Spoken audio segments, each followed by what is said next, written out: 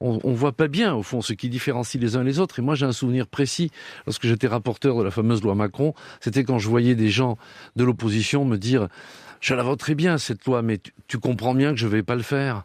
Mais pourquoi ne pouvons-nous pas avoir dans ce pays des majorités d'idées lorsque nous pensons en sincérité que nous sommes d'accord? Et à l'inverse, pourquoi ne pas avoir la capacité de se désolidariser lorsque nous ne sommes pas d'accord, par exemple, sur quelque chose comme la déchéance de nationalité que de nombreux socialistes avons tous refusé. Oh, justement, autre mot absent dans le discours d'Emmanuel Macron, Richard Ferrand, identité, religion, islam, c'est un oubli ou c'est un choix?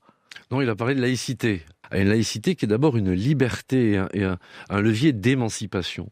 Et en tout cas, pas un levier d'interdiction et d'opposition. Et donc vous cohabitez à la tête du mouvement En Marche avec des hommes et des femmes de gauche, du centre, de droite, ça vous pose pas de problème? Vous êtes ravi de travailler avec des gens que parfois vous avez pu combattre? Vous savez, il va de soi que ce n'est pas forcément dans notre culture, etc. Mais je vais vous dire quelque chose, Monsieur Cohen. On demande à toutes les professions de ce pays, aux paysans de ma circonscription, aux profs, à tout le monde d'évoluer, et on voudrait que le système politique, lui, n'évolue jamais.